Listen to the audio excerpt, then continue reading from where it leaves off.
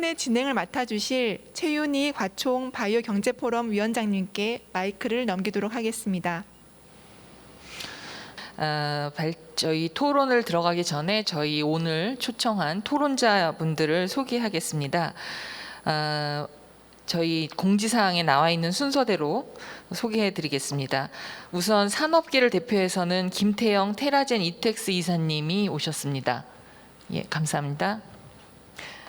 그리고 연구계를 대표해서는 김선영 국가생명연구자원정보센터 센터장님 오셨습니다.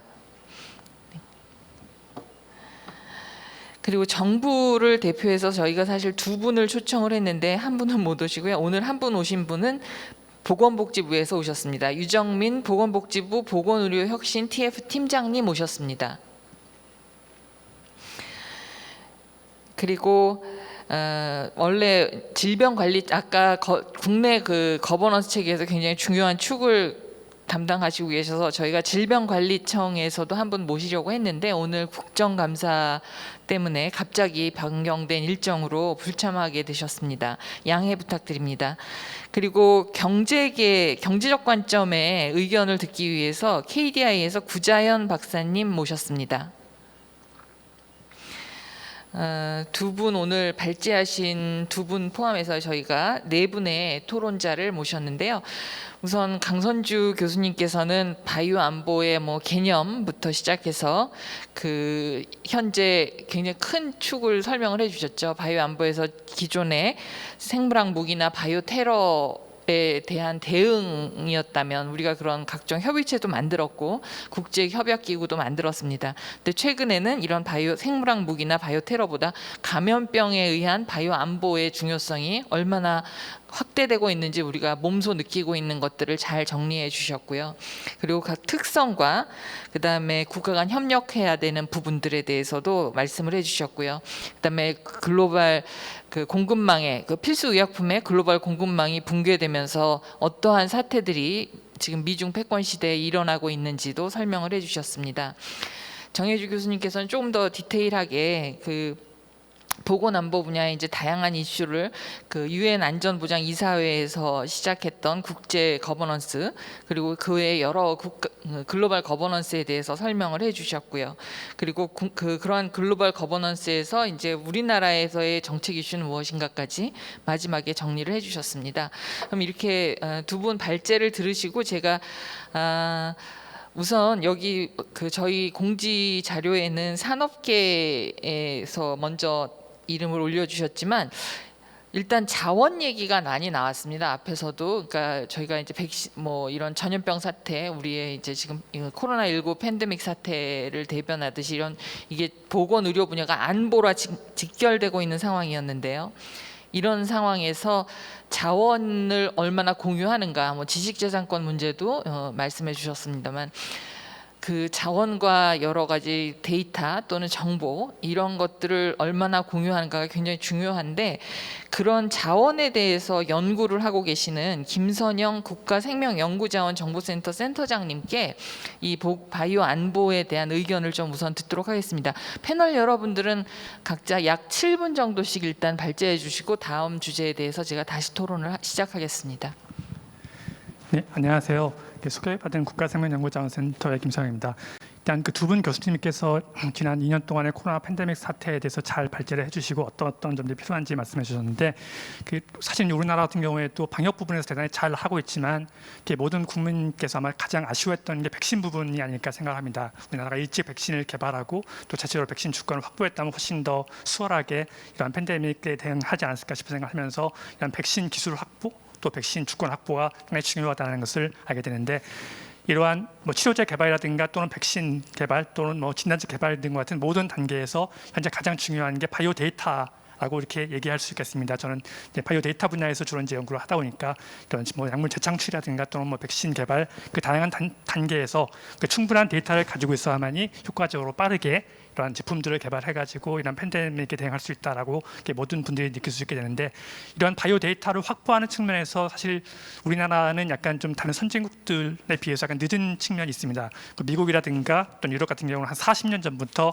이런 바이오 데이터 센터를 만들고 그때부터 다양한 종류의 바이오 데이터를 확보해서 이러한 데이터들이 현재 팬데믹 상황에서 치료제라든가 또는 백신을 개발하는 데 주요한 자원을 쓰였는데, 우리나라 같은 경우에는 지난 20-30년 동안 연구 개발을 투자를 많이 늘려왔음에도 불구하고 그런 연구 개발서 만들어진 데이터들을 체계적으로 수집하는 그런 체계가 아직까지는 잘 되어 있지 않아서 많은 국내 연구자분들이 만든 데이터가 그 해외 데이터 센터에 기탁이 되고 거기서 쌓이기는 했어도 국내에 많이 쌓이지 않았던 그런 문제가 있었는데, 다행스럽게도 이번 정부에서 상당히 디지털 뉴딜 전환을 추진하면서 바이오 데이터의 중요성에 대해서 역시 인식을 하고 올해부터 국가 바이오 데이터 스테이션 사업이라는 것을 추진하면서 국내 연구 개발비로 만들어지는 바이오 데이터들을 국내에서 체계적으로 수집하고 또 활용할 수 있는 그런 체계를 만들겠다라고 해서 국가생명연구자원정보센터를 중심으로 해서 이런 사업을 진행하고 있습니다. 그래서 이제부터라도 국내에서 만들어지는 유용한 데이터들을 잘 확보하고 또 연구자들에서 활용해야 또 다른 팬데믹 사태가 왔을 때 우리나라가 먼저 진단제, 치료제, 또 백신까지 개발해서 이런 팬데믹에 효과적으로 대응할 수 있겠다 싶은 생각이 들어서 이런 바이오 데이터를 잘 확보하는 것도 역시 중요한데, 여태까지는 그런 점에 대해서 좀 잘 되지 못한 면도 있었지만 그래도 다행스럽게 올해부터 그러한 사업들이 잘 진행되기 때문에 앞으로 이런 팬데믹 대응에 유용한 기초가 될 것이라고 생각하고 있습니다. 이상 간단하게 먼저 마치도록 하겠습니다. 네, 감사합니다. 김선영 센터장님. 사실 지금 그 자원 중에 제일 중요한 게 사실 디지털 시대에선 데이터죠. 그러니까 유형의 자원 이외에도 무형의 자원 경쟁력이 굉장히 중요한데, 한국이 그런 자원 확보나 이런 부분에서 아주 충분하진 못했다. 그러나 이제 지금 막 시작했다. 이렇게 제가 이해를 했습니다. 국가 바이오 데이터 스테이션 사업이 잘 되어야 될 텐데라고 생각을 합니다만, 이 부분에 대해서 국가 바이오 데이터 스테이션 사업 말씀을 하셨는데, 어떤 정부의 이게 여러 범부처 다양한 부처들이 여기에 관여를 하고 있을 텐데, 이 정책 부분에 있어서 어떤 재현이나 어떤 효율성 제고를 해서 어떤 면이 필요할까, 그런 얘기를 잠깐 더 해주실 수 있을까요? 예, 그 바이오 데이터 스테이션 사업이 잘 되기 위해서는 각각의 연구 개발을 수행하는 연구자분들께서 데이터를 등록하는 게 그때그때마다 데이터 만들 때마다 등록하는 게 제일 중요한데, 현재로서는 의무적으로 등록하는 그런 사항이 좀 약하기 때문에 많은 연구자분들께서 그냥 논문 쓸 때 필요할 때 잠깐 등록하는 정도로만 하시는 게 일단 현재 상태이긴 하고, 자발적으로 가장 많은 연구자분들께서 데이터 만들 때마다 바로바로 등록하실 수 있도록 하는 여러 가지 인센티브라든가 또는 제도를 확립해서 다양한 부처에서 만들어지는 다양한 데이터들이 잘 등록되도록 하는 것이 제일 중요하다고 생각해서 현재 부처와 함께 여러 가지 방안들을 논의하고 있습니다. 그런데 아무래도 이것이 좀 정착될 때까지 시간이 좀 걸릴 거라고 생각해서 연구자분들도 편리하게 또 사용하시는 분들도 또 많은 정보를 사용할 수 있도록 하는 여러 가지 좋은 방법들을 좀 마련해 나가도록 하겠습니다. 네, 감사합니다. 정책 거버넌스에 대해서는 이제 다음 라운드에서 한 번 더 제가 좀 토론해 볼까 하는데요. 추가 질문은 다음번에 하겠습니다. 그럼 다음은 이런 국가 인프라에 있는 자원을 활용하고 또 이제 해외와의 협력을 하시는 산업계, 산업 현장의 입장을 좀 들어봤으면 좋겠습니다. 바이오 안보라는 부분 또는 자원이라는 부분에서 산업계는 어떻게 생각하시는지 테라젠 이텍스의 김태영 이사님께 의견을 듣도록 하겠습니다. 예, 초대해 주셔서 감사합니다. 안녕하세요. 저 테라젠 바이오 김태영입니다.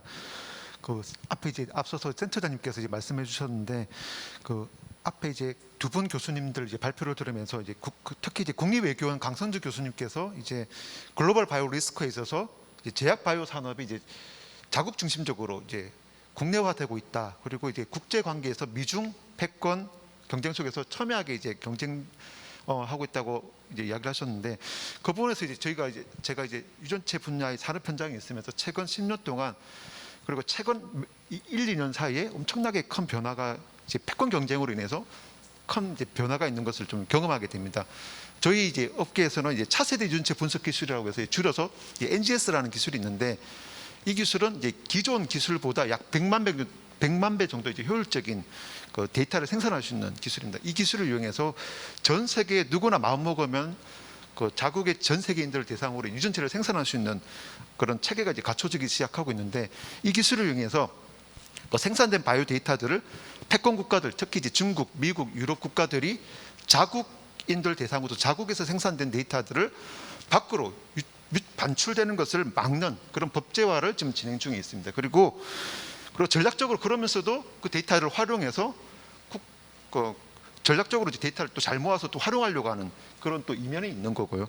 그래서 이제 보면은 바이오 생체 및 유전체 데이터 관련해서 기술, 특허, 서비스, 연구 데이터 활용이 있어서 전 분야에서 이제 특히 이제 미국, 중국, 유럽 국가들이 첨예하게 대립하고 있고 협력하고 있는 그런 것을 이제 기업 현장에서 보게 되는데, 약간 이제 그런 걸 보면서 느낀 게 한국은 거기에 대해서 논의도 진행되지 않고 있고 약간 뒤에 좀 물러나 있는 것 같은 약간 그런 것들을 느껴집니다. 그래서 뭐 잘 아시겠지만 특히 이제 바이오 기술 분야에서 이제 그 중국과 미국이 이제 경쟁이 엄청 치열한데, 무역, 기술, 금융 전 분야에서도 이제 경쟁을 되고 있지만 최근에는 기술 분야에서 패권 경쟁이 엄청나게 진행되고 있습니다. 그리고 바이오 분야에 있어서도 그 4차 산업시대에서는 바이오의 핵심은 누가 많은 바이오 데이터를 가지느냐, 즉 바이오 데이터의 사이즈에 이제 그 경쟁력이 갈릴 거라고 이제 보고 있는데, 뭐 잘 아시겠지만 중국이 최근에 AI 기술을 이제 고도화시켜서 그 미국과의 그 기술 격차를 1년 안으로 이제 단축시켰다고 합니다. 그러면서 이제는 데이터를 모으자 이러면서 중국이 이제 공격적으로 데이터를 모으기 시작하고 있는데,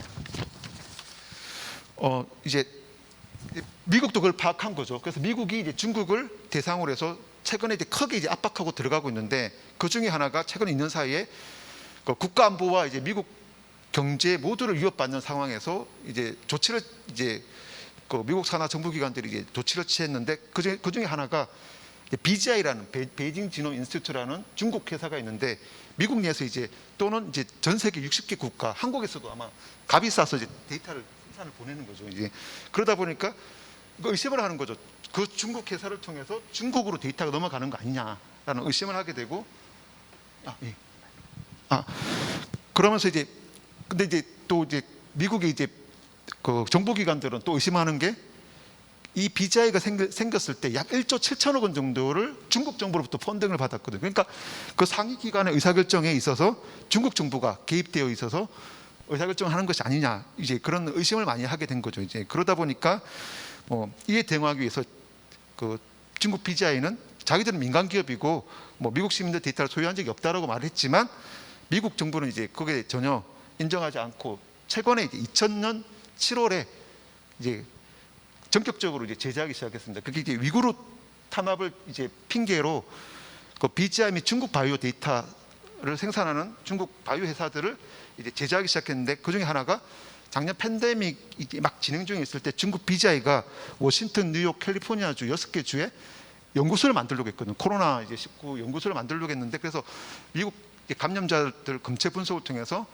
좀 연구를 돕고자 이제 했는데, 미국 연방 정부가 데이터 반출을 우려해서 허가를 내주지 않았습니다. 이제 그러면서 더 나아가서 그 트럼프 정부 때 그 미국 정부 예산으로 진행되는 모든 바이오 유전체 데이터 생산되는 그 연구 프로젝트는 미국 기업이나 연구소 이외에 뭐 중국을 포함해서 다른 외국에 보내는 것도 이제 중지시켜버리고 차단시켜버리고, 미국 내에 있는 다른 외국 회사들, 특히 중국 회사들은 의뢰할 수 없게끔 아예 지금 법제화를 했습니다.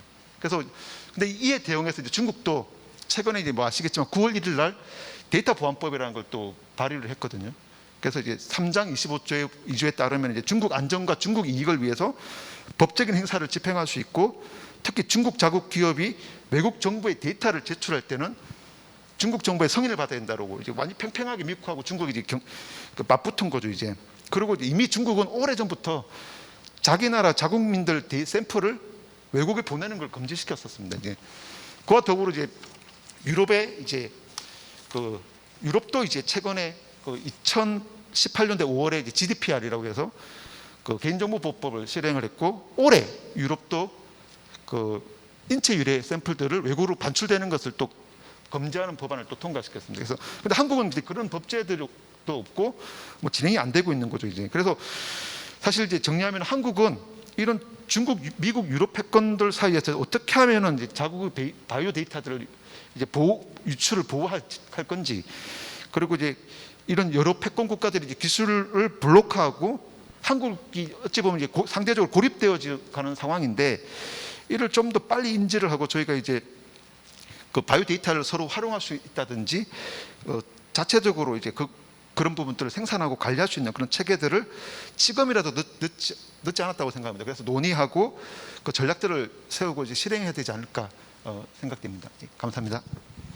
네, 김태영 이사님 굉장히 중요한 걸 지적을 해주셨습니다. 그러니까 해외 그 주요 국가들이 미국, 중국을 대표하고 미국, 중국과 이제 유럽, 일본 이런 주요 국가들이 그 자국 내 데이터 그리고 자원, 기술 이 패권을 하여튼 선도하기 위해서 잡고 있기 위해서 얼마나 지금 아까 강선주 교수님하고 정혜주 교수님이 다 발표를 해주신 바와 같이 자국 우선주의 그리고 어떤 그 벽을 더 쌓는 이런 그 현장을 산업계에서 너무나 생생하게 느끼신 것 같습니다. 그래서 우리나라에는 왜 그럼 우리나라의 전략은 무엇인가 이런 큰 의문을 또 의제를 제기해 주셨습니다. 그러면 다음은 일단 정부 얘기는 마지막에 듣기로 하고요. 이게 아까 보건 안보가 정치 안보와 경제 안보로 연결이 된다라고 발제자 분들께서 다 설명을 해주셨는데 이 경제 안보 또는 경제 입장에서 이 보건 안보 이슈, 바이오 안보 이슈가 어떻게 설명이 되는지 또 어떻게 해석하고 계신지 구자연 박사님 의견을 들어보도록 하겠습니다. 네, 소개받은 구자연이고요. 사실 저는 바이오에 입문한 지 얼마 되지는 않습니다. 옆에 계신 최윤희 교수님께 자문 받아가면서 공부하고 있는데요. 오늘 바이오 안보에 대해서 두 교수님 발제를 통해서 많이 배우고 있습니다. 오늘 저한테 그 요청하셨던 내용이 결국 바이오가 경제적인 측면에서 또 국가 경쟁력인 측면에서 어떤 그 의미가 가지고 있는지에 대해서 요청을 하셨는데요. 저희가 코로나를 겪으면서 결국은 이제 국가 경쟁력 내지 경제의 경쟁력을 좌우하는 것이 기존의 반도체라든가 그 자동차라든가라는 주력 제조 외에도 바이오 산업이 굉장히 중요하다는 것을 느끼게 됐는데요. 코로나19 이후에 작년에 세계 경제 성장률이 마이너스 한 3% 정도로 위축이 됐었습니다. 금년에는 6.6%로 그 경제가 재개되면서 성장할 계획인 그 전망인데요. IMF에서는 지난 7월에 수정 전망을 하면서 백신 보급이 활발한 선진국의 경우에는 그 지난 4월에 전망했던 것보다 0.5%포인트 상향 조정을 하고 있고요. 개도국 같은 경우는 오히려 0.4%포인트 하향 조정을 하고 있습니다. 이처럼 그 바이오 경쟁력이 그 경제의 성장을 크게 좌우하고 있는데요. 일례로 학계에서 보면 그 후안 카밀료라는 그 학자는 올해 세계 인구의 70%가 백신 보급이 되면 글로벌 GDP가 8.7조 달러 증가한다고 분석을 하고 있고요. 미국의 피터슨 연구소 같은 경우는 바이오가 조기 백신 보급이 될 때에 미국 경제의 재정 수지가 약 320억 달러, 우리나라 돈으로 한 35조 이상이 되겠죠. 개선시킨다고 분석을 하고 있습니다. 앞서 말씀하신 대로 안보적인 측면에서 특히 바이든 정부에서는 그동안의 의약품이나 의료용품의 안정적인 공급이 국가 안보 및 국민 보건을 위해서 핵심 정책 과제라고 인식을 하고 있고, 그래서 2월 달에 그 의약품을 비롯한 4개 부문에 대해서 공급망 검토를 했고요. 6월 달에 앞서 말씀하신 그 미국 내 생산을 강화하는 쪽으로 정책 공급망 보고서를 발표합니다. 또한 그 바이오 산업 중에서 특히 백신 산업의 경우를 놓고 보면 앞서 말씀하신 대로 백신 산업이라는 게 그동안에는 큰 주목을 못 받았는데요.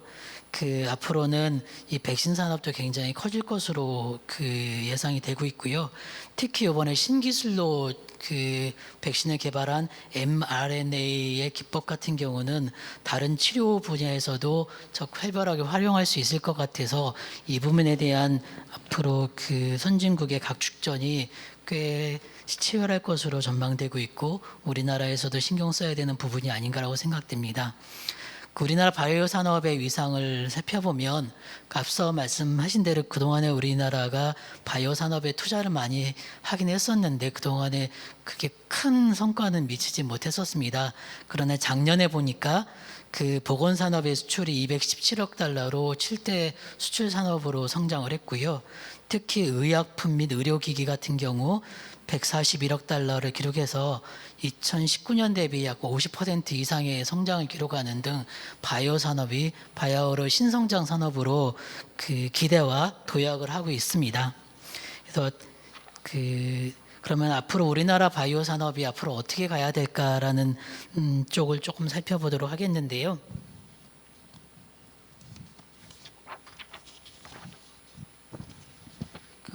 그동안에 이제 우리나라 바이오 산업 같은 경우는 바이오 시밀러를 중심으로 그 성장을 해온 걸로 알고 있는데요. 앞으로 같은 경우는 그 우리나라 신약 제조 부분, 앞서 말씀하신 공급망 부분에서의 원료 부분이 필요할 텐데요. 공급망 리스크를 강화할 필요가 있겠고요. 그다음에 앞서 말씀하신 대로 그 동맹국가와의 협력도 강화될 필요가 있겠습니다. 특히 우리나라는 제조 역량이 굉장히 강한 나라인데요. 바이오 산업에 있어서도 제조 부분이 꽤 중요하다고 그 말씀을 하십니다. 그래서 이 분야에 대해서도 그 신뢰성을 제고할 필요가 있고 역량을 강화할 필요가 있겠습니다. 특히 그 바이오를 통해 그 이번 코로나를 통해서 디지털이 얼마나 중요한지를 체감을 하고 있는데요. 바이오 산업 내에서도 클라우드, AI, 빅데이터 등 디지털 전환을 적극적으로 활용을 해야겠습니다. 마지막으로 이제 규제 지원일 텐데요. 그동안 정부에서도 바이오 산업이 성장할 수 있도록 많은 규제적으로 정비도 하고 재정도 해온 걸로 알고 있는데요.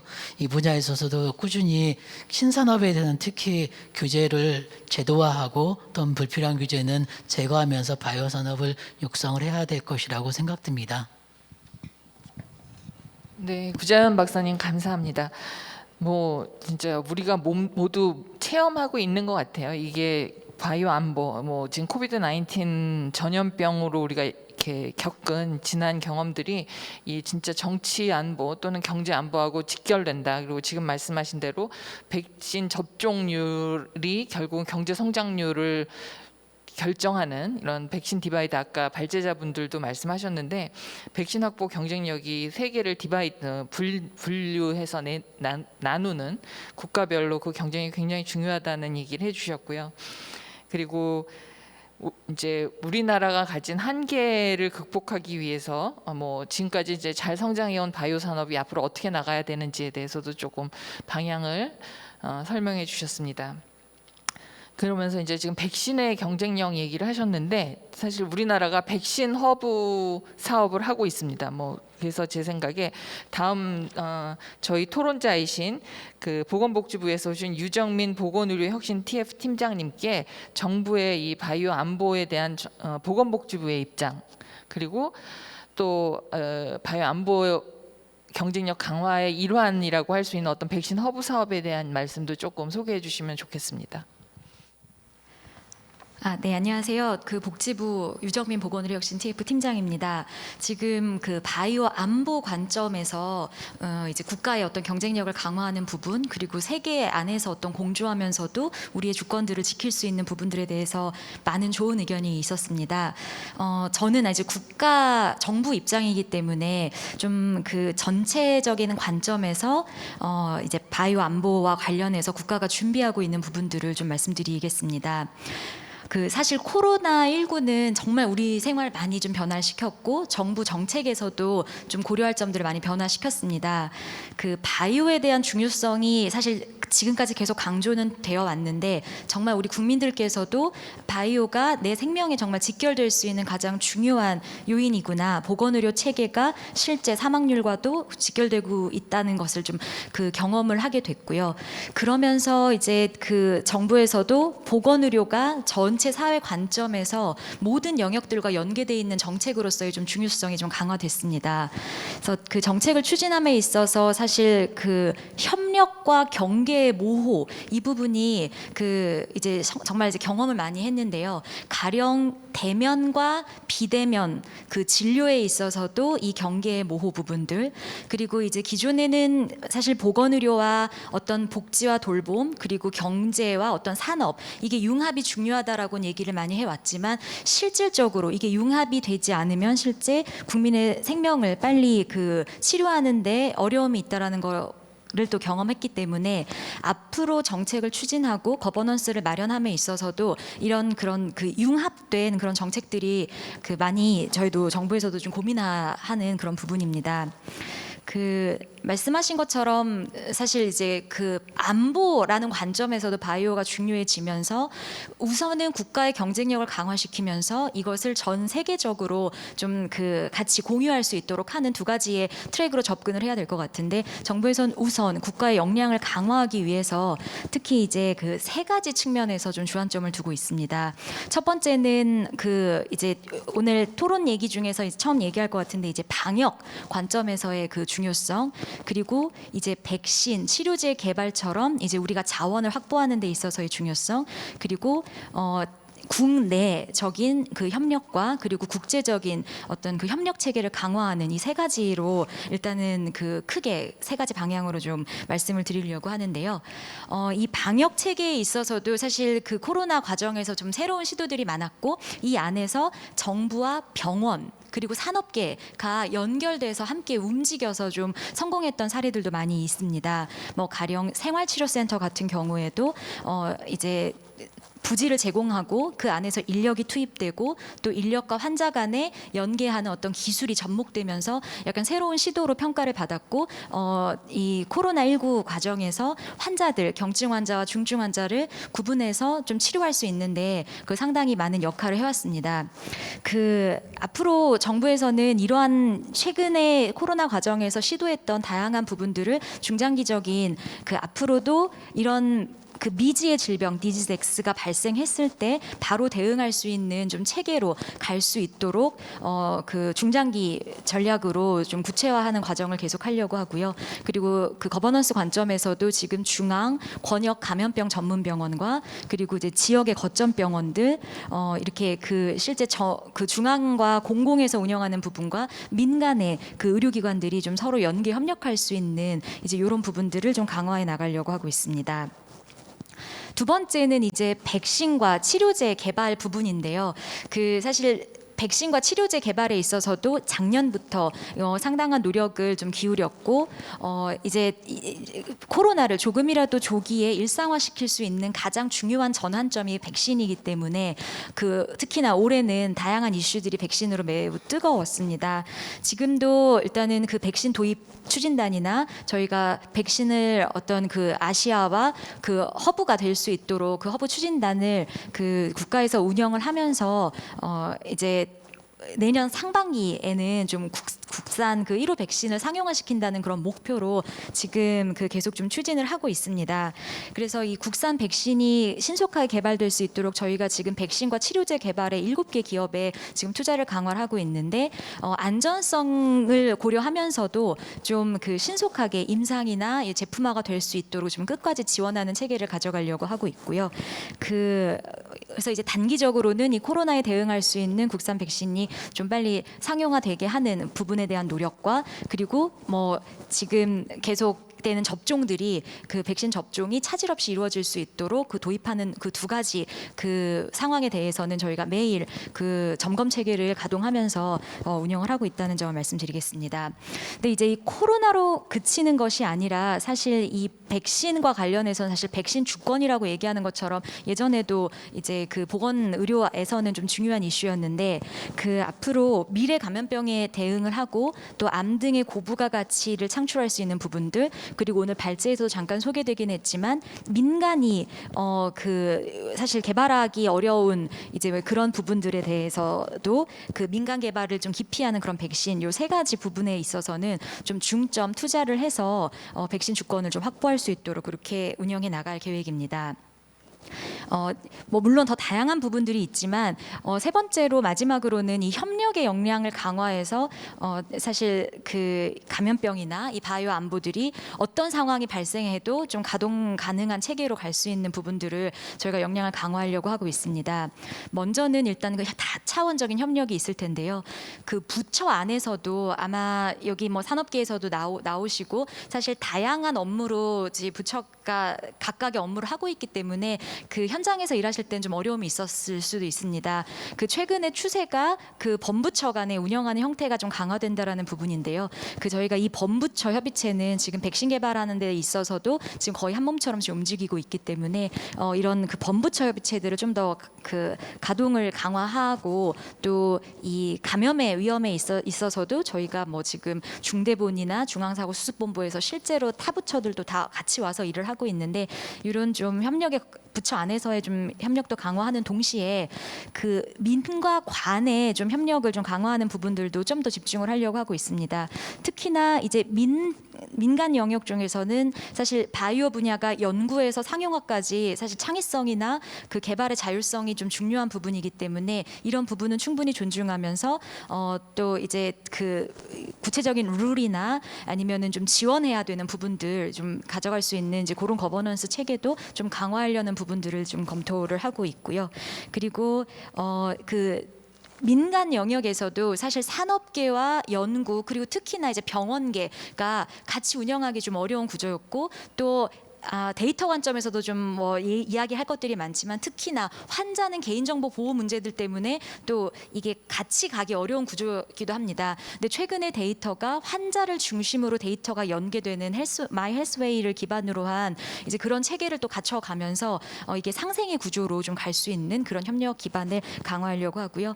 마지막으로는 지금 백신 허브화를 그 기반으로 해서 저희가 한미 공조 강화하면서 영국이나 독일, 호주 등등 다른 이제 국가와 또 그 다자 협력 체계도 강화하고 있는데요. 이게 그 국제적인 좀 공조를 구체화하는 이제 그런 부분들을 체험하면서 국제적인 협력 체계에 대해서도 체계화 시킬 수 있는 그런 작업도 같이 해 나갈 계획입니다. 오늘 말씀하신 부분들은 저희가 좀 더 많이 검토해서 정책화 시킬 수 있도록 하겠습니다. 감사합니다. 네. 이정민 과장, 유정민 팀장님 감사합니다. 복지부 입장에서 지금 추진하고 있는 여러 가지 범부처 사업들 그리고 그런 부처 간의 협력을 목표로 하고 이제 백신 개발이라든가 이런 여러 가지 일들을 하시는 것에 대해서 굉장히 좋다고 생각을 하고요. 그 더욱 더 좋은 성과가 있으시기를 기대하겠습니다. 그래서 지금 사실 굉장히 중요한 말씀을 하셨는데 이제 이게 다자간 협력이 되게 중요하다. 이게 바이오 안보에서 뭐 앞서 발제자분들 얘기도 있었지만 심지어 국내의 부처 간 협력뿐만 아니라 글로벌 국가 간 협력이 중요해서 여러 가지 글로벌 정책 거버넌스 WHO의 IHR 플러스 뭐 알파 여러 가지가 만들어졌음에도 불구하고 여전히 백신 뿐만 아니라 여러 가지 필수 의약품에 대한 어떤 자국 우선주의, 어떤 국가 이기주의 이런 것들이 극복하지는 못한 것으로 보여지는데 그래서 오늘 발제자께 제가 좀 의견을 좀 듣고 싶습니다. 우선 강선주 교수님께 이게 그 아까 소개해 주신 뭐 여러 이제 감염병을 중심으로 이제 여러 가지 바이오 안보 중에 지금 가장 지금 현재 우리가 당면하고 있는 게 감염병으로 인한 바이오 안보인데 이 글로벌 정책 거버넌스가 지금 힘을 크게 못 받고 있다. 그걸 극복할 수 있는 방안은 무엇일까? 물론 그렇게 뭐 정답이 있는 질문은 아닐 것 같긴 합니다만 그래도 그것에 대한 강 교수님의 의견을 좀 듣고 싶고요. 그리고 또 하나는 이 글로벌 정책 거버넌스에서 이제 물론 아까 우리 문재인 대통령께서도 여러 가지로 참여를 하셨지만 우리나라의 위상은 어떤지 그리고 그런 부분에서 우리나라 위상을 높일 수 있기 위해서는 어떻게 하면 좋을지 혹시 의견이 있으시면 좀 주셨으면 좋겠습니다. 네, 사실 그 그러니까 바이오 안보의 21세기 바이오 안보의 가장 그러니까 위협적인 존재가 이제 위협적인 형태가 이제는 감염병이 됐는데 이제 감염병 그러니까 바이오 안보로서가 아닌 그냥 감염병에 관한 이제 그 글로벌 거버넌스로서 이제 가장 대표적인 것이 WHO였고, 그리고 그 WHO가 아닌 그 WHO가 갖고 있는 그런 그러니까 약점 또는 그러니까 비효과적인 그 부분을 보충하기 위해서 만들어진 것이 그러니까 미국 주도로 만든 것이 글로벌 헬스 시큐리티 어젠다라고 하는 것이었었는데, 사실 지금 이제 이 WHO가 그러니까 정치화되고 그 정치화된 상황 속에서 가장 무력함을 보여준 것이 이번 이제 코로나 사태였었고,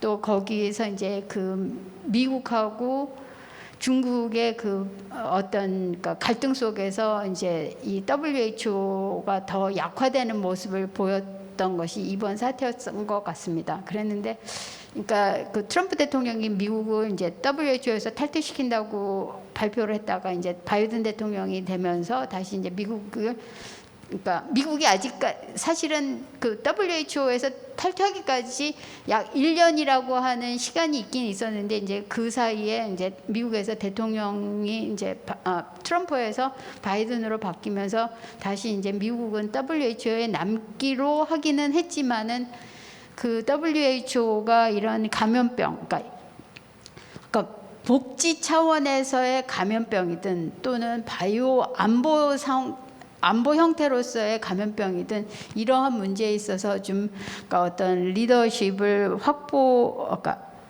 복구하는 것은 좀 어려운 상태가 아닌가 하는 그런 생각을 합니다. 여전히 미국은 WHO의 그러니까 주요한 그 도너로서 남아 있기는 하지만은 글로벌 거버넌스는 지금 그러니까 뭐 WHO뿐만 아니라 전반적으로 그러니까 이 글로벌 거버넌스라고 하는 것이 1945년부터 미국 주도하에서 창설이 되고 또 미국이 상당한 어떤 그러니까 그 재정적인 기여를 하면서 이제 지금까지 그러니까 유지되어 왔었는데, 이번에 뭐 WHO 사태에서도 보듯이 미국이 그러니까 그 글로벌 거버넌스에서의 그 역할을 축소할수록 그러니까 글로벌 거버넌스가 약화되는 것이 이제 그러니까 너무나 명백해지는 상황인데, 지금 이제 이미 그러니까 이 글로벌 거버넌스의 약화 과정 속에서 그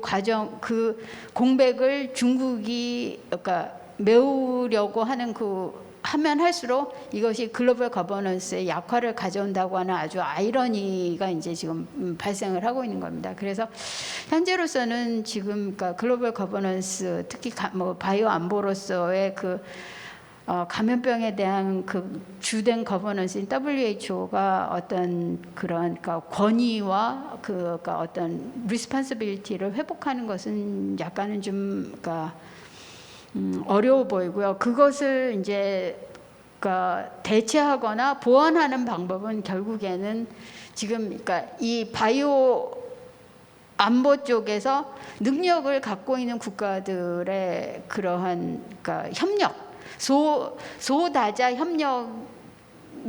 협력밖에는 지금으로서는 이제 대안이 없다고 보입니다. 그래서 이제 그 미국이 이제 2015년에 시작했던 게 글로벌 헬스 시큐리티 어젠다였는데, 그러한 관점에서 근데 이제 이번에 그러니까 작년에도 그러니까 그러니까 비대면 형태로 글로벌 시큐리티 어젠다 회의가 그러니까 개최가 되긴 했었는데, 올해와 내년에 어떻게 될는지 잘 모르겠습니다. 그런데 이제 그런 글로벌 헬스 시큐리티 어젠다라든가 아니면은 그것을 통해서라든가 아니면 다른 형태의 소다자 협력을 통해서 이 글로벌 그러니까 감염병이 제기하는 그런 바이오 안보를 극복하는 수밖에는 현재로서는 특별한 대안이 없다라고 하는 거고, 근데 이제 그 소다자주의도 아까 이 바이오 안보의 기본적인 특성이 그러니까 모든 국가가 동시에 협력하지 않으면 해결이 잘 안 된다고 하는 그러한 그 특성 때문에 소다자주의 보건 협력도 한계가 있긴 하겠지만은 이 그렇다 하더라도 글로벌 거버넌스 자체가 지금 그러니까 작동을 안 하는 상황 속에서는 그것이 그러니까 우리가 희망할 수 있는 최대한의 그러니까 대안이 아닐까 그런 생각을 하고요. 이러한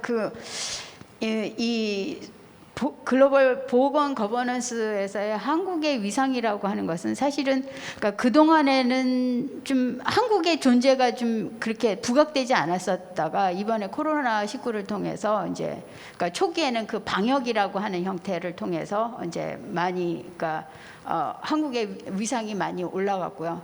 그러고서는 이번에는 이제 그 주요 그러니까 백신을 제조하는 주요 그러니까 제약회사들이 한국의 그러니까 그 백신 제조를 이제 위탁을 함으로써 한국의 이 그러니까 바이오 산업의 능력 또한 한편으로는 인정을 받은 상태입니다. 그러니까 그러니까 이 정책의 거버넌스 차원에서 이제 국내적으로는 그러니까 불만 사항도 있겠고, 그러니까 좀 더 그러니까 향상될 그런 여지도 있기는 하겠지만은 기본적으로 한국이 국제사회에서 그런 제조업 분야에서 갖고 있는 그런 신뢰도 그리고 어떤 그 국가로서의 신뢰도 이런 것들이 이제 많이 그러니까 올라가 있는 상태이기 때문에 이러한 그러니까 바이오 분야에 있어서도 한국이 그러니까 그러니까 바이오 분야에 있어서 보건안보 바이오 안보 분야에서 이런 선진국들과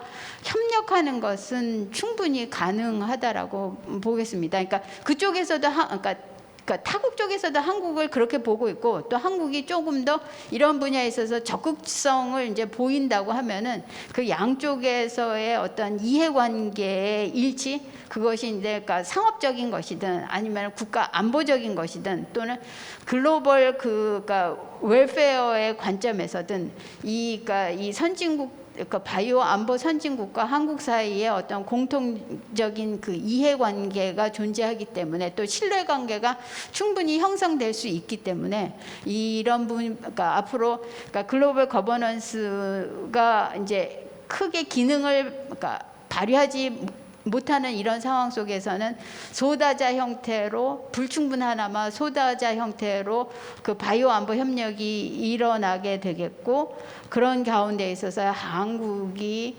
그러니까 주요국들과 또는 그러니까 리더십을 발휘하는 데 있어서 집단적인 리더십을 발휘하는 데 있어서는 충분한 여지가 있다라고 그렇게 보겠습니다. 네, 강선주 교수님 감사합니다. 지금 들은 바에 의하면 사실 이게 글로벌 아주 그 미중 패권 경쟁 시대에 글로벌 거버넌스가 좀 깨진 상황에서 도리어 우리나라의 위상이 소다자주의 협의체에서는 더 위상이 단단해졌다 이렇게 제가 이해를 했습니다. 정혜주 교수님도 뭐 같은 맥락에서 의견 있으시면 좀 듣고 싶고요. 그리고 아까 이제 지식재산권 공유 뭐 또 그다음에 필수 의약품에 대한 접근성 이런 얘기를 하셨는데 한국의 어떤 포지셔닝을 해야 되는지 그런 점도 좀 추가해서 말씀해 주시면 좋겠습니다. 뭐 제가 드릴 말씀은 사실 이미 다 해주셔서 그냥 예시만 아주 정확히 말씀해 주셨는데 예시만 좀 드리면 이게 다 20년 전 이야기입니다. 옛날에 의약품 접근권 할 때 이야기인데 그 글로벌 펀드를 초기에 그 만들 때 사실 거기 주축이 됐던 나라가 브라질이었어요. 그러니까 글로벌 펀드 브뤼셀에서 이제 그 만드는 회의를 할 때 그 회의의 스타는 브라질의 보건복지부 장관이었고요. 왜냐하면 브라질과 태국이 그때 이제 HIV 에이즈 관련해서 완전히 세계적인 스타였습니다. 그래서 거기에서 이제 어떤 제약사, 그러니까 공공제약사를 활용해서 하고 있던 역할들도 있었지만 또 이제 뭐 콘돔 관련된 정책 뭐 이런 것들을 통해 가지고 굉장히 잘 하고 있어가지고 결국에는 그분들의 역할이 되게 컸던. 그러니까 다시 말씀드리면 이제 K 방역의 그 어떤 성과라고 하는 것이 이제 물론 한계도 있고 저도 이제 비판하는 지점은 있지만 그것이 이제 비춰지는 세계 사회에 어떻게 국제 사회에 어떻게 비춰지는가가 우리나라의 아마 주도권을 만들어낼 것이다라는 생각이 좀 들고요. 그리고 앞에서 산업계에서 말씀해 주셨지만 사실 우리나라가 제조업이 아니라 의약품 관련해서는 굉장히 큰 사실 산업을 갖고 있는 나라이기 때문에 그 의약품 산업을 어떻게 활용해서 이제 우리나라 국민들의 건강의 증진과 또 이제 세계 시민들의 건강 증진에 어떻게 기여할 수 있을지 이런 좀 윈윈하는 그런 방식들을 좀 만들어내는 게 중요하지 않을까라는 생각이 좀 듭니다.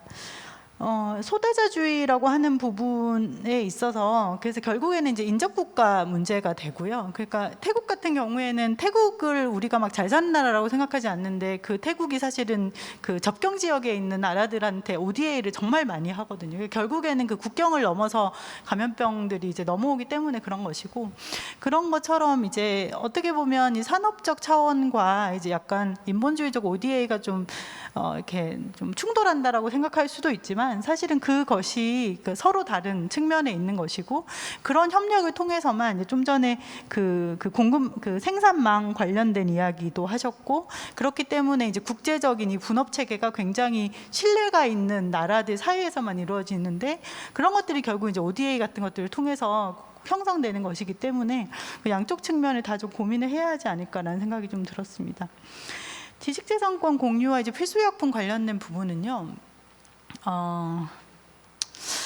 두 가지인 것 같은데요. 하나는 이제 발명자에 대한 그러니까 그러니까 특허권이라고 하는 것은 결국 이제 발명자에 대한 권리를 인정하는 측면, 다시 말하면 그 발명이 공공의 이익에 도움이 된다라고 생각을 하기 때문에 그분에게 어떤 그 발명에 대한 독점적 권리를 인정을 하는 방식인 것인데 그거는 이제 그러니까 독점적 권리라고 하는 것이 이 발명자한테 줄 수 있는 유일한 경제적 인센티브냐라고 하는 지점에서 논의가 많이 진행이 되고 있고요. 그러니까 독점적 권리가 아닌 다른 형태로 어떤 경제적인 이런 그 보상을 할 수도 있지 않을까라고 하는 부분으로 뭐 많은 논의들이 있습니다. 그래서 뭐 예를 들면 그냥 모노폴리 라이트가 아니라 이 의약품이 실제로 얼마나 공중보건적 차원에서 많이 기여를 했느냐, 얼마나 많은 사람이 이걸 쓰고 있느냐. 에 기반해서 인센티브를 만들고 그러니까 펀드를 만들어서 거기에서 인센티브를 더 준다거나 뭐 이런 식의 몇 가지 논의들이 좀 진행되고 있어서 그렇게 생각하시는 게 하나가 있고요. 다른 하나는 이제 그게 안 되는 의약품들, 그러니까 꼭 필요한데 안 만들어지는 의약품들을 어떻게 할 것인가라는 건데 이게 사실은 열대병만의 문제도 아니라는 점이 좀 중요합니다. 그러니까 예를 들면 항암제 같은 경우에도 그 세컨라인 테라피 뭐 이렇게 되면 없어요, 약이. 그러니까 우리가 췌장암 같은 경우에 워낙에 늦게 발견되고 사람들이 많이 죽기 때문에 췌장암은 이제 첫 번째 라인 테라피에서 이게 반응을 잘 안 하면 그 다음 약을 써야 되는데 이런 것들이 계속 안 만들어지거든요. 왜냐하면 실제로 쓰는 사람이 별로 없기 때문에. 근데 이제 그것들이 이제 일반 그 의약품 공급과 관련된 전반적인 차원에서 이제 이 경제적 인센티브하고 이제 어떤 그 의약품 자체의 필요성 뭐 이런 것들이 잘 조화되지 않는 측면이 있긴 한데 그 부분들에 대해서는 뭐 한국에서도 뭐 퇴장 방지 의약품부터 시작해서 되게 많은 정책들이 있는데요. 조금 더 이제 개선하고 근본적인 논의를 진행해야 하지 않을까라고 생각합니다. 네, 그렇습니다. 예, 감사합니다. 정혜주 교수님 의견까지 들어봤고요. 지금 말씀하신 대로 어떤 이 백신이라든가 이런 공공재 차원의 의약품 개발에 있어서의 인센티브는 글로벌 차원 또는 우리 국내적으로도 그 개발에 대한 인센티브를 정부가 해야 할 그 인센티브 디자인을 정부가 해야 할 일이라는 느낌이 들고 또 하나 또 지금 말씀하신 대로 필수 의약품이나 각종 희귀 의약품의 개발, 민간 시장 실패가 일어나는 부분에 대해서 정부의 역할이 더욱 바이오 안보 시대에 더욱 중요해진다 이런 생각이 들었습니다. 시간이 얼마 안 남아서 저희 이제 패널 분들께 제가 사실 오늘 이게 이제 효율적인 정책 거버넌스가 무엇일까 이게 저희의 주제인데요. 우선 아까 산업계에서 김태형 상무님께서 그 말씀하셨습니다. 중국의 BGI를 예를 드시면서 정부와 기업이 협력을 잘 하더라. 그리고 어떤 그런 부분에 대해서 우리나라는 그런 정부와 기업, 정부와 산업계가 좀 더 협력할 수 있는 정책 거버넌스에 대한 아이디어가 있으신지 간단하게 2분 내외로만 말씀해 주시고요. 또 연구계에서 아까 이제 김선영 센터장님께서 그 데이터의 중요성, 그리고 지금 여러 가지 뭐 새로운 사업을 하고 있는데, 이런 데이터, 국내 데이터의 유출을 방지하고, 또는 또 하나는 해외, 우리나라 데이터만 갖고는 저는 규모의 경제가 안 된다고 생각을 하거든요. 자원이든 무형의 자원이든 유형의 자원이든, 그럴 때 해외의 자원 또는 데이터를 어떻게 억세스할 수 있게 정책을 하려면 정책 거버넌스의 어떤 점이 중요할지 그렇게 간단하게 말씀해 주시고 면 좋겠습니다. 그리고 정부 입장을 마지막으로 들으면서 저 토론을 마치려고 하는데요. 간단하게 시간 관계상 1분 내외로만 키워드 중심으로 말씀해 주시면 좋겠습니다. 예, 김태형 상무님부터. 네. 그 중국과 이제 미국 두 나라가 이제 바이오 기술에 있어서 이제 패권 경쟁을 하고 있지만, 한편으로는 이제 뭐 영국이라든지 미국과 같이 바이오 강국들이 그 협력하는 구조를 만들고 있습니다. 그렇게 연구 데이터를 자국 내에서 연구자들이 활용할 수 있게끔도 하고, 또 친한 이제 우방 국가들한테 이제 분양하거나 활용하게 이제 하고 있습니다. 근데 그게 대표적인 예가 GA4GH라고 해서 글로벌 알라이언스 for Genome and Health라고 해서 그런 컨소시엄을 만들어서 이제 그런 미국, 유럽 이제 주요 이제 그 연구기관이라든지 회사들, 그 뭐 예를 들면 지노 잉글랜드, NIH, 오로버스 같은 많은 연구기관들이, 회사들이 참여해서 거기서 표준화도 만들고 어떤 정책도 정하고 데이터를 어떻게 공유할 건지에 대한 걸 정하는데, 여기에 기여도가 없으면은 이제 참여하기 쉽지 않은 형태로 이제 가고 있는 것 같습니다. 근데 그런 부분에 있어서 기업들도 많이 참여를 하고 있거든요. 그런 데서. 근데 이제 한국에서는 이런 공공 데이터들은, 이제 유전체 연구 데이터들은 기업이 접근할 수 없는 어떤 한계가 있는 그런 제약들이 있습니다. 그런 부분들을 좀 이렇게 그 국제 어떤 표준에 맞춰서 그들하고 협력하면서 데이터를, 기술 블록화를 막기 위해서라도 우리가 같이 참여할 수 있는 그런 기회를 국가에서 좀 만들어 주시면 좋겠습니다. 감사합니다. 감사합니다. 예, 저기 김선영 센터장님. 예. 예, 그 각 국민의 유전체 정보는 사실 각 국가의 정밀을 개발하기 위한 여러 자원뿐만 아니라 각 국가의 안보를 위해서 중요한 또 자원으로서도 역시 인식되고 있습니다. 그런 이유 때문에 세계 여러 나라들이 각 국민의 유전체 정보를 해외에 유출되는 것을 엄격하게 막고 있는데, 아직까지 우리나라에서는 그런 정책이 없어서 서서히 이제 그러한 정책 방향들을 만드는 논의가 필요한 시점이 아닌가 싶은 생각이 들고요. 두 번째로 해외에 있는 많은 데이터들을 같이 잘 활용하기 위해서는 우리도 어느 정도 자산을 가지고 있어야만 서로 동등하게 주고받을 수 있기 때문에 우리나라 자체에서도 많은 종류의 바이오 데이터들을 만들고 이를 기반으로 해서 동등한 입장에서 협력하는 게 중요해서 우리나라 국민의 유전체 정보를 포함해서 많은 데이터를 생산하는 것도 필요하겠다, 이렇게 제안을 드립니다. 예, 감사합니다. 김선영 센터장님. 제가 이제 지금 구자연 박사님, KDI 구자연 박사님과 저기 보건복지부 유정민 팀장님께 질문을 마지막으로 의견을 들으면서 마무리하려고 하는데요. 일단 뭐 여러 패널들이 말씀하시고 또 발제자께서도 말씀하셨지만 굉장히 다자간 협력, 국가뿐만 아니라 우리 국내적으로도 굉장히 다양한 산학연, 아까 병까지 말씀하셨고 또 부처 간 협력, 이런 협력이 되게 중요한 분야가 바로 바이오 안보입니다. 그래서 외교부하고 산업부, 복지부, 질병청, 뭐 제가 생각할 수 있는 과기부, 굉장히 많은 부처들이 협력을 해야만 이게 바이오 안보 경쟁력을 가질 수 있고, 결국 산업 경쟁력을 갖는 게 안보 경쟁력을 갖는 건데요. 그럼 구자연 박사님께서는 이런 국내의 바이오 산업 경쟁력 강화를 위해서 정책 거버넌스는 어떻게 가면 좋을지 좀 간단히 말씀해 주시고, 마지막에 유정민 팀장님께서는 복지부 입장에서는 이 정책 거버넌스 체계가 어떻게 되면 좋겠는지, 어떤 것이 효율적인지 한번 아이디어를 주시면 좋겠습니다. 네, 저희가 있는 데가 세종인데요. 세종의 인근에 오송, 대전에 바이오 업체들이 꽤 있습니다. 그래서 제가 한번 바이오 업체들 협의 포럼에 한번 참석한 적이 있었는데요. 대표님들께서 하신 말씀이 금방 말씀하신 대로 바이오 관련돼 있는 부처들이 다양한데, 과거에는 이 부처들끼리 협력이 굉장히 심했다라는 게 이제 과거의 얘기였고요. 코로나를 겪으면서 부처 간의 협업 체계가 과거보다는 굉장히 좋아졌다라는 말씀을 하시더라고요. 아마 복지부 과장님께서 마지막 말씀을 하실 텐데 결국은 산업적인 측면에서 산업 생태계적인 측면에서 놓고 보면 규제라는 측면에서 아마 보건당국이 있을 것 같고요.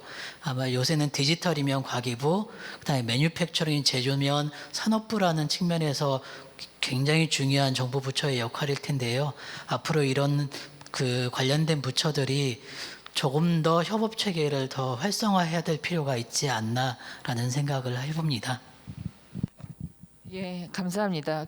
부처 간 협력을 강화하기 위한 인센티브 제도가 굉장히 전 필요할 것 같다는 생각이 드는데 그 인센티브가 지금 현재 정부에 충분한지는 잘 모르겠습니다. 일단 보건복지부 의견 듣겠습니다. 네, 짧게 말씀드리겠습니다. 일단 다부처 이제 협력이 필요한데 사실 기존에는 산업을 보는 부처는 이제 산업만 또 이제 국민 안전이나 환자, 병원 쪽 하는 경우에는 또 이제 이제 규제에 있어서도 너무 각각 다른 얘기가 있었었는데 일단 코로나를 계기로 이 두 가지가 충돌되는 게 아니라 사실 같이 가야 된다라는 거를 같이 인식을 했기 때문에 일단 부처 협력이라고 하면 저희가 내부 협의체를 구성하고 다양한 거버넌스는 있을 수 있을 것 같고요. 좀 더 정책 협력을 강화해 나가면서 이 부처뿐만 아니라 사실은 이 부처가 같이 이제 일을 하는 이용자 단체나 그리고 병원계, 산업계 같이 이제 얘기를 하는 구조가 좀 공식적으로 필요할 것 같은데요. 저희가 보건의료 정책 심의위원회라고 이제 위원회 구성은 되어 있는데 이제 이 부분들 안에서도 좀 산업이나 이런 보건의료 제도의 개선 부분들이 좀 더 활발히 논의될 수 있도록 할 계획이고요. 아까 데이터에 대해서도 잠깐 말씀을 이제 짧게만 드리면은 우선은 저희 국가 안에서도 좀 데이터를 통합 관리할 수 있는 저희가 데이터를 굉장히 많이 보유하고 있으면서도 아직 전체 통합하고 활용할 수 있는 부분들이 지금 이제 시작 단계이기 때문에 이 부분들을 빠르게 구축하고 또 이 바이오 데이터가 사실은 거의 의료 데이터이기 때문에 표준화하는 과정에서 국제에서 통용할 수 있는 이제 그런 부분들도 수집되고 분석되고 활용될 수 있는 게 중요하기 때문에 이런 여건을 좀 조성할 수 있도록 하겠습니다. 네, 유정민 팀장님 감사합니다. 사실 저희 오늘 주제가 바이오 안보 패권 경쟁 시대의 우리의 현 주소인데 오늘 다 듣고 보니 굉장히 우리의 현 주소가 그렇게 어둡지만은 않다. 패권 경쟁 시대에 우리한테는 기회가 오고 있다. 이렇게 제가 결론을 지으면서 오늘 토론을 마치겠습니다. 감사합니다.